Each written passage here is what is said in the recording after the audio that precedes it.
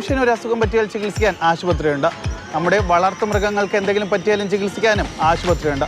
പക്ഷെ നമ്മുടെ കുട്ടികൾക്ക് ഏറ്റവും വേണ്ടപ്പെട്ട ടോയ്സിന് എന്തെങ്കിലും പറ്റിയാൽ ചികിത്സിക്കാൻ ആരുമില്ലായിരുന്നു. അതിനൊരു പരിഹാരമായാണ് ഇപ്പോൾ തിരുവനന്തപുരം ആനയറയിൽ ദ ഡോക്ടർ ടോയ് ഉള്ളത്. എൻ്റെ പേര് അനിൽ ജെ ബാബു എന്നാണ്. ഞാൻ ടോയ് കിങ് എന്നൊരു സ്ഥാപനം നടത്തുകയാണ്. എന്നെ അറിയപ്പെടുന്നത് ടോയ് ഡോക്ടറായിട്ടാണ് അറിയപ്പെടുന്നത്. ഒരു 10-14 വർഷമായിട്ട് ഞാൻ ഈ ഫീൽഡിൽ തന്നെ ഉണ്ട്. ഇത് പണി പഠിച്ചത് എൻ്റെ പിള്ളേർക്ക് വേണ്ടി പഠിച്ച പണിയാണ്. ഇപ്പോൾ ഇതൊരു വരുമാന മാർഗമായിട്ട് എടുത്തിരിക്കുന്നത്. കുട്ടിക്കാലത്ത് നമുക്ക് വലിയ ആകപ്പാടെ കിട്ടുന്ന കൊച്ചി ചെറിയ വണ്ടികളല്ലേ കിട്ടിയിട്ടുള്ളൂ. ഇത് നമ്മൾ കണ്ടിട്ട് പോലും ഇല്ല. ഗൾഫുകാരുടെ വീട്ടിൽ മാത്രമേ ഉണ്ടായിരുന്നു. നമ്മൾ ഗൾഫിൽ നിന്ന് കൊണ്ടുവന്ന വണ്ടികൾ മാത്രമേ ഉണ്ടായിരുന്നുള്ളൂ. അന്ന് നന്നാക്കാൻ പറ്റാത്തതുകൊണ്ട് മാർക്കറ്റ് കടയിരിക്കും. അങ്ങനെ അത് വാങ്ങിച്ചുകൊണ്ട് വന്ന് ഒരു 4-5 വാങ്ങിച്ചുകൊണ്ട് വന്നപ്പോൾ ഒരെണ്ണം റെഡിയായി കിട്ടിയത്.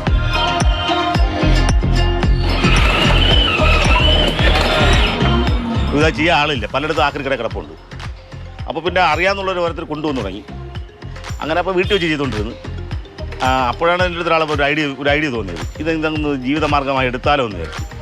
അങ്ങനെ എടുത്തൊരു 2.5 വർഷം പാടായിരുന്നു. 2 വർഷം പാടെന്ന് വെച്ചാൽ 2.5 വർഷം ഞാൻ എടുത്ത കടയ്ക്ക് വാടക കൊടുക്കാനോ കുടുംബം നോക്കാനോ പറ്റാത്ത കണ്ടീഷനായി. അത് വർക്കില്ല, വല്ലപ്പോഴും കിട്ടുന്ന വർക്കാണ്. അപ്പോൾ ഞാൻ പ്രൈവറ്റ് വെച്ച് കണ്ടക്ടറായിലൂടെ പോകുമായിരുന്നു. അന്ന് വർക്കില്ലാത്ത ബുദ്ധിമുട്ടും ഇന്ന് വർക്ക് ചെയ്ത് തീർത്ത് കൊടുക്കാൻ പറ്റാത്ത ബുദ്ധിമുട്ടും അതാണ് ഇപ്പോഴത്തെ കണ്ടീഷൻ. ഇതിപ്പോൾ എനിക്ക് തിരുവനന്തപുരത്ത് മാത്രമൊന്നുമില്ല. പത്തനംതിട്ട, കൊല്ലം, ആലപ്പുഴ, കോഴിക്കോട് ഭാഗങ്ങളിലൊക്കെ കൊറിയർ വരണമുണ്ട്. എനിക്ക് ക്ഷമ വേണം. കാര്യം എന്ന് പറഞ്ഞാൽ ഇതിലെ ചില സാധനങ്ങളൊന്നും കിട്ടില്ല വാങ്ങാൻ. അപ്പോൾ അതിനൊരു സെയിം ആയിട്ടൊരു സാധനം നമ്മൾ കണ്ടുപിടിച്ചെടുക്കണം. എൻ്റെ രീതി പറഞ്ഞാൽ ഒരു നല്ലൊരു മടിയനാണെങ്കിൽ പെട്ടെന്ന് ജോലി ചെയ്യും. കാര്യം മടിയൻ എങ്ങനെ ഇതിൽ ഉടായ്പ കൂടാതെ നമുക്കിത് റെഡിയാക്കി എടുക്കാമെന്നാണ് നോക്കുന്നത്. മറ്റത് മൊത്തം വലിച്ചു പറിച്ച് നോക്കിയാൽ പറ്റുന്നേക്കാളും എളുപ്പം നമ്മൾ ബൈപ്പാസ് ചെയ്ത് റെഡിയാക്കുക.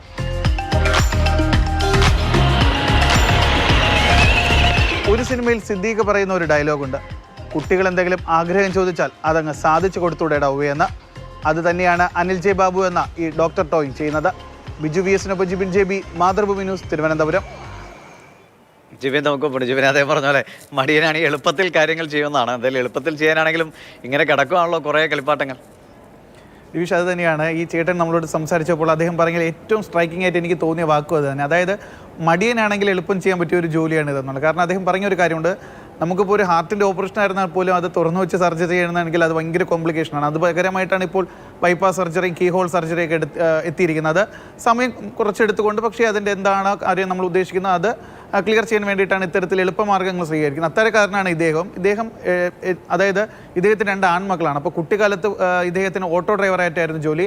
അതുകൊണ്ട് തന്നെ മക്കൾ ആഗ്രഹിക്കുന്ന കളിപ്പാട്ടങ്ങളൊന്നും ഇദ്ദേഹത്തിന് വാങ്ങിക്കൊടുക്കാൻ പറ്റിയിരുന്നില്ല. അപ്പോൾ സമീപത്തുള്ള ആക്രി കടകളിൽ നിന്നൊക്കെ ഇദ്ദേഹം ഇത്തരത്തിലുള്ള ചെറിയ കാറുകൾ വാങ്ങി സ്വയം നന്നാക്കിയാണ് തൻ്റെ മക്കൾക്ക് കൊടുത്തുകൊണ്ടിരുന്നത്. അപ്പോൾ ആ ഒരു സാഹചര്യം ഇനിയുള്ള അച്ഛനമ്മമാർക്കോ കുട്ടികൾക്കോ വരരുത്. അവരാഗ്രഹിക്കുന്ന കളിപ്പാട്ടങ്ങൾ അവരുടെ കുട്ടികൾക്ക് സെക്കൻഡ് ഹാൻഡ് ആയിരുന്നാലും ഒക്കെ തന്നെ വാങ്ങിക്കൊടുക്കുന്നതിന് ഇദ്ദേഹം സഹായിക്കുന്നുണ്ട്. കാരണം ഇപ്പോൾ മാർക്കറ്റ് വിപണിയിലൊക്കെ തന്നെ 35,000 രൂപ വിലയുള്ള കാറുകളൊക്കെയാണ് ഇദ്ദേഹത്തിൻ്റെ കൈവശമുള്ളത്. ഇതിൽ പലരും ഈ സാധനങ്ങളൊക്കെ തന്നെ അവരുടെ മക്കൾ ഉപയോഗിച്ച ശേഷം അറിയാം, കൊച്ചു കുട്ടികളാണ്, എത്ര വലിയ രൂപയുടെ കളിപ്പാട്ടം എന്ന് പറഞ്ഞാലും അവർ 1-2 തവണ ഉപയോഗിച്ചതിന് ശേഷം തല്ലിപ്പൊട്ടിക്കുന്നതാണ് പതിവ്. അത്തരത്തിലുള്ള കളിപ്പാട്ടങ്ങൾ ആരെങ്കിലും ഇദ്ദേഹത്തിൻ്റെ കയ്യിൽ കൊണ്ട് നന്നാക്കാൻ കൊടുത്തതിന് ശേഷം തിരികെ വാങ്ങാതെ പോവുകയാണെന്നുണ്ടെങ്കിൽ ഇദ്ദേഹം ഇത് ആവശ്യക്കാരായിട്ടുള്ള കുട്ടികൾക്ക് കൊടുക്കും. തുച്ഛമായ വിലയിൽ അദ്ദേഹത്തിന് ശരിയാക്കാൻ എടുത്ത പണം മാത്രം വാങ്ങിക്കൊണ്ട് ഇയാൾ കുട്ടികൾക്ക് കൊടുക്കും. അതായത് നേരത്തെ പറഞ്ഞതുപോലെ തന്നെ ശരിയാണ് ജിബിനെ. ഇപ്പോഴത്തെ പിള്ളേർക്ക് നമ്മൾ ഈ 50 രൂപയുടെയോ അല്ലെങ്കിൽ 100 രൂപയുടെ കളിപ്പാട്ടമൊന്നുമല്ല. ഇപ്പോൾ ചെല്ലുമ്പോൾ 2000-3000 അങ്ങനെ അങ്ങ് പോവും. അപ്പോൾ അതൊക്കെ ഇതേപോലെ കിട്ടിയാൽ കുറച്ചുകൂടി നല്ലതാണ് സാധാരണക്കാരായ അച്ഛനമ്മമാർക്ക്. അപ്പോൾ അദ്ദേഹത്തിനും നല്ല ജോലിയുണ്ട്, അദ്ദേഹത്തിന് അത് നന്നായി തുടരട്ടെ. ശരി ജിബിൻ.